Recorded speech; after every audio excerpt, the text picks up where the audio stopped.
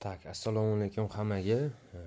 Bugun 23 oktyabr 2025-yil.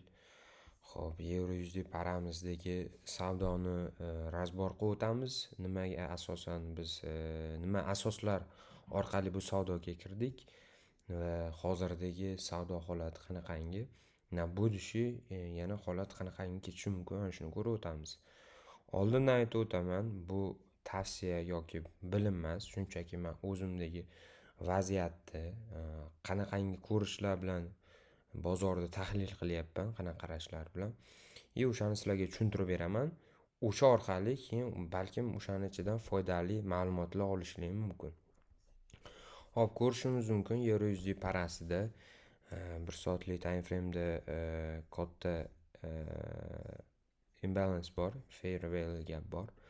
Bozor shu fair value gapni to'ldirish uchun bozor qaytdi va qaytgan nuqtasida meni e'tiborimni tortgan narsa bu fair value gapni yorib pastga tushib ketmadi. To есть mana shunaqa holatda tushib ketmadi. Agar tushib ketganida biz teskarisiga ishlardi, ya'ni breaker block bo'lardi bu yerda.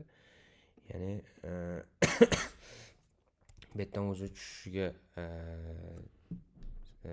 shortga pozitsiya qarardik, lekin holat unaqangi bo'lmadi va ko'rishinglar mumkin, long pozitsiyasida hozir savdodamiz.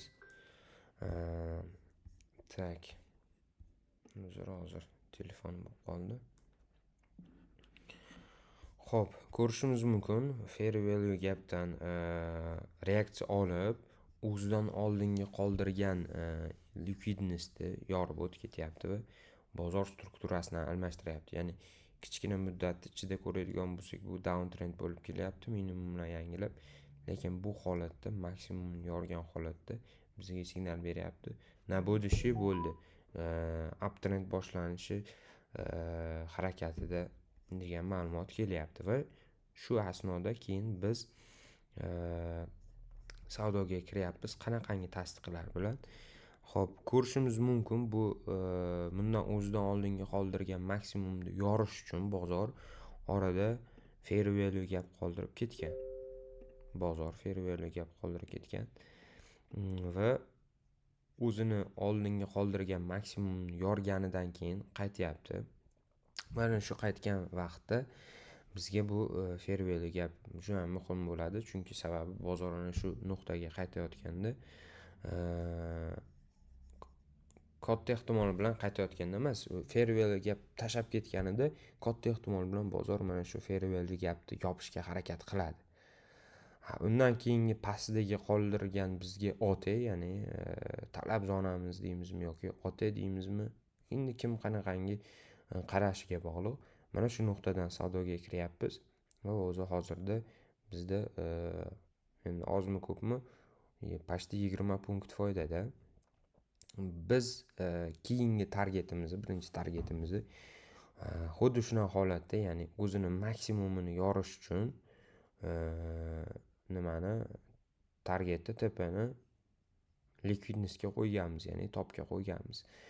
O'zi aslida bu harakat bundan oldingi katta time frame'da HTF'dagi maksimumga qarab harakat boshlandi deb tushunaman. Bu nima degani? Endilikda keyingi harakat shu ko'rinishda ketadi, ya'ni balkim tushishi mumkin, chiqishi mumkin. Mana shunaqa holatda ketishini men kutyapman va mana shu savdoga kirishga harakat qilib o'taman va buni ma'lumotini keyin bitta qilib alohida qilib YouTube'ga joylayman. Hozircha ma'lumotlarimiz shu. Foydali bo'lgan bo'lsa xursandman. Tushuntirish masalasida keladigan bo'lsa, noto'g'ri darajasida hali zo'r emasman, lekin o'zimni fikrlashimni tushuntira oldim deb o'ylayman. Xo'p, endi mana shu asos bo'yicha men ochgan zelkamni ko'rsatib o'taman, chunki bu shunchaki hozirgi holatni razbor qilib turib, buni holat bunaqangi deb, buna bo'lganda buna bo'lardi degan quruq safsata bo'lmasligi uchun men hozir sizlarga ochib ko'rsataman. Ochgan savdoyimni mana ko'rishinglar mumkin mana o'sha joydan. Hozirda объемimiz 0.02, ya'ni to есть 0.20. Hozirda $38 foydada turibdi. Hammaga rahmat, sog' bo'linglar, charchamanglar. Tak, videomiz davomi roppa-rosa mana 24-oktyabr 13:02da mana ko'rishingiz mumkin. Take profitimiz oldi. Aytib o'tganimizdek, endi keyingi harakatlar xudo xolasa bag'iga qarab, tepaga qarab, tepadagi likvidnessni olishga qarab harakat qiladi. Bu orada shu vaziyatlarni sizlarga shu YouTube kanalimizga tashlab borishni davom ettiramiz. Kanalga obuna bo'lib qo'yinglar. Keyinchalik chiqadigan videolarni o'tkazdirib olmaslik uchun. Hammaga rahmat. Sog' bo'linglar, charchamanglar.